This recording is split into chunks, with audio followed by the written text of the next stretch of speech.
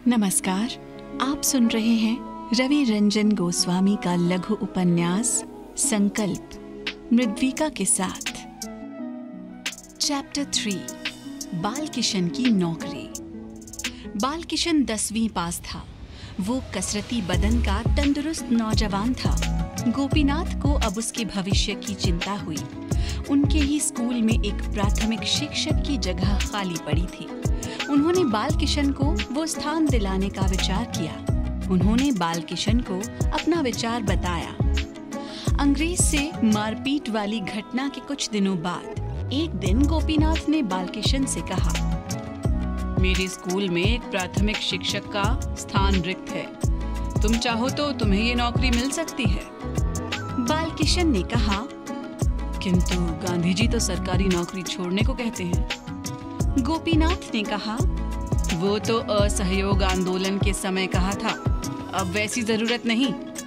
बालकिशन ने कहा, छोटे ने 12वीं पास कर लिया है, वो पढ़ने लिखने में भी तेज है, उसको लगवा दीजिए। गोपीनाथ बोले, वो कोई ना कोई नौकरी पा लेगा, तुम्हारी नौकरी लग जाएगी तो मैं निश्चिंत हो जाऊंगा। बालकिशन ने आखिर में हाँ कर दी। गोपीनाथ ने 5 रुपए देते हुए कहा, एक अच्छी सी इंग्लिश ड्रेस बनवा लो, टाई भी ले लेना और उसे बांधना भी सीख लेना। बालकिशन नई ड्रेस के लिए पैसे पाकर खुश था। बालकिशन ने रफीक के कहने पर उरई के कनपुरिया दर्जी से कपड़े सिलवाने की सोची। उरई से ही कपड़े खरीदने का निर्णय लिया।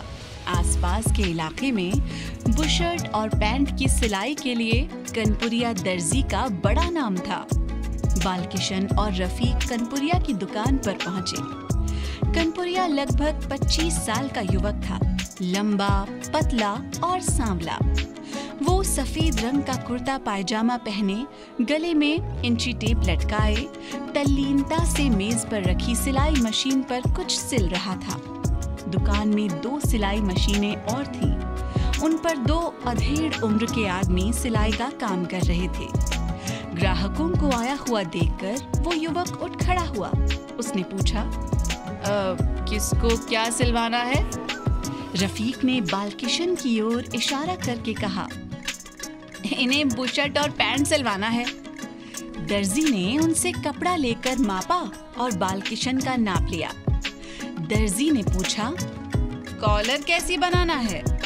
बालकिशन जब तक सोच पाता, रफीक ने कहा, इंग्लिश स्टाइल का बनाओ, जिस पे टाई भी बांधी जा सकती हो। बालकिशन ने स्वीकृति में सिर हिलाया। उसे ये भी याद आया कि उन्होंने टाई नहीं खरीदी थी। दर्जी ने 5 दिन बाद कपड़े ले जाने को कहा। बालकिशन को याद आया, पिताजी के स्कूल का निरीक्षण 10 तारीख को होना है। कहीं उसी दिन स्कूल जाना पड़े, ये सोचकर उसने कहा, 3 दिन में चाहिए, जरूरी काम है। दर्जी ने कहा, ठीक है, तीसरे दिन आ जाइएगा। उसके बाद वे लोग टाई खरीदने के लिए चल दिए। रफीक बोला, गांव में तो किसी को टाई पहने देखा नहीं। मैं भी एक आध दिन ही पहनूंगा, टाई बांधने की बात सोच के ही अजीब लगती है। बालकिशन ने कहा, एक दुकान के बाहर प्रदर्शन के लिए एक टाई लटकी थी। वे दुकान में गए और एक नीली टाई खरीदी। दुकान वाला एक नवयुवक ही था। वो पतलून और बुशर्ट पहने था। बालकिशन ने उससे पूछा, तुम्हें टाई बांधना आता है? उस लड़के ने पूछा, आप में से किसकी शादी है? बालकिशन ने पूछा, क्यों? इंडिया में ज्यादातर लोग शादी पर ही टाई लगाते हैं। दुकानदार लड़के ने कहा। रफीक को मजाक सूझा। उसने मजाकिया लहजे में लड़के से पूछा, क्वीन विक्टोरिया ने कहा है क्या शादी पर ही टाई पहनो? लड़के ने कहा, नहीं तो लाइए मैं टाई बांधना बता दूं। उसने उन्हें टाई बांधने का तरीका समझाया। फिर उसने टाई की गांठ बंधे हुए उन्हें दे दी और कहा, अगर इसकी गांठ नहीं खोलो तो इसे माला की तरह गले में डालकर भी पहन सकते हैं।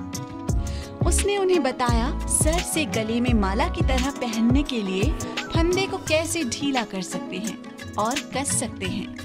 फिर टाई लेकर वे वापस जाने के लिए सवारी खोजने लगे। एक छोटा रास्ता भी था जिससे तांगे भी पहुंच जाते थे। उन्हें दूसरे 2 सवारियों के साथ एक तांगे में बैठने को जगह मिल गई और वे भोजन के समय तक अपने अपने घर पहुंच गए।